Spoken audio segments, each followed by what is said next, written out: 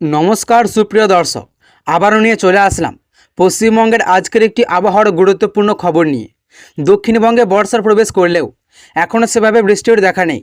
কয়েকদিন আগে শুক্রবার পুরুলিয়ার পশ্চিমাঞ্চলের কিছু অংশ বাদ দিয়ে দক্ষিণবঙ্গের বেশিরভাগ এলাকায় আনুষ্ঠানিকভাবে দক্ষিণ পশ্চিম মৌসুমি বায়ু প্রবেশ করেছে, কিন্তু বর্ষা ঢোকার পরেও দক্ষিণবঙ্গে উল্লেখযোগ্যভাবে বৃষ্টিপাত হয়নি। ফলে গরম ও আর্দ্রতাজনিত অস্বস্তি থেকে গেছে আপাতত। আবহাওয়া দপ্তর জানিয়েছে, আগামী কয়েকদিন দক্ষিণবঙ্গে ভারী বৃষ্টির সম্ভাবনা নেই।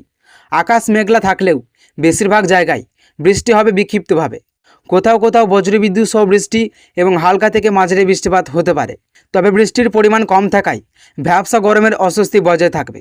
রবিবার কলকাতার সর্বোচ্চ তাপমাত্রা ছিল 35 ডিগ্রি সেলসিয়াস, যা স্বাভাবিকের তুলনায় সামান্য বেশি, এবং সর্বনিম্ন তাপমাত্রা রেকর্ড করা হয়েছে 28.9 ডিগ্রি সেলসিয়াস, যা স্বাভাবিকের থেকে প্রায় 1.9 ডিগ্রি বেশি।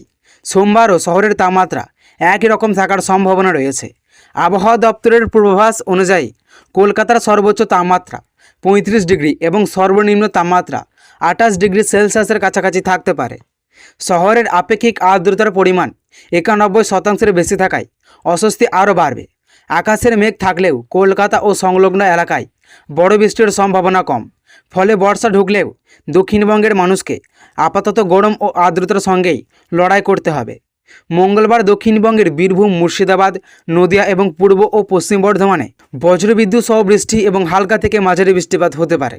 সঙ্গে ঘন্টায় 50 থেকে 60 কিলোমিটার বেগে দমকা বাতাস বইতে পারে। তবে দক্ষিণবঙ্গের কোথাও কোথাও আপাতত ভারী বৃষ্টির সতর্কতা নেই। অন্যদিকে উত্তরবঙ্গের বৃষ্টির দাপট অব্যাহত থাকবে। আবহাওয়া দপ্তর জানিয়েছে, মঙ্গলবার পর্যন্ত আলিপুরদুয়ার, জলপাইগুড়িতে বজ্রবিদ্যুৎ সহ অতি ভারী বৃষ্টির সম্ভাবনা রয়েছে।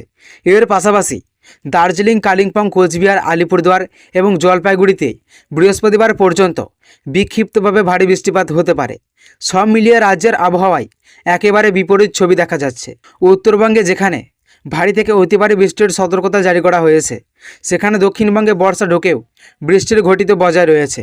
আপাতত দক্ষিণবঙ্গে বড় বৃষ্টির জন্য আরও কিছুদিন অপেক্ষা করতে হতে পারে। আলিপুর আবহাওয়া দপ্তরের সূত্রের খবর, আজ অর্থাৎ মঙ্গলবার দক্ষিণবঙ্গের একাধিক জেলায় বজ্রবিদ্যুৎ সহ বৃষ্টির প্রবল সম্ভাবনা রয়েছে।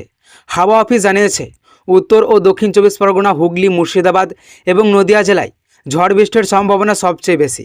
পূর্ব ও পশ্চিম বর্ধমান এবং পূর্ব মেদিনীপুরেও হালকা থেকে মাঝারি বৃষ্টির সম্ভাবনা রয়েছে। মোটের ওপর আজ দক্ষিণবঙ্গের প্রায় সব জেলাতেই কম বেশি বৃষ্টির পূর্বাভাস দেওয়া হয়েছে।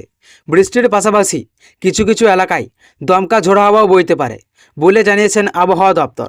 মঙ্গলবার সকাল থেকেই তিলোত্তমার আকাশ রোদ ঝলমলে। সকাল গড়াতেই মহানগরের বহাল রয়েছে সেই চেনা অস্বস্তিকর ভ্যাপসা গরম। তবে কলকাতার শহরবাসীর জন্যও রয়েছে কিছুটা স্বস্তির খবর। আবহাওয়া দপ্তরের পূর্বাভাস অনুযায়ী বেলার দিকে কলকাতা ও শহরের বিভিন্ন এলাকায় বিক্ষিপ্তভাবে বৃষ্টি নামতে পারে। দক্ষিণবঙ্গের পাশাপাশি উত্তরবঙ্গের জেলাগুলিতেও বৃষ্টির পূর্বাভাস বহাল রয়েছে। আলিপুর আবহাওয়া দপ্তরের সূত্রের খবর, উত্তরবঙ্গের প্রায় সব জেলাতেই আজ কম বেশি বৃষ্টি চলবে। দার্জিলিং, কালিম্পং, জলপাইগুড়ি, আলিপুরদুয়ার, কোচবিহার আজ হালকা থেকে মাঝারি ধরনের বৃষ্টিপাতের সম্ভাবনা রয়েছে।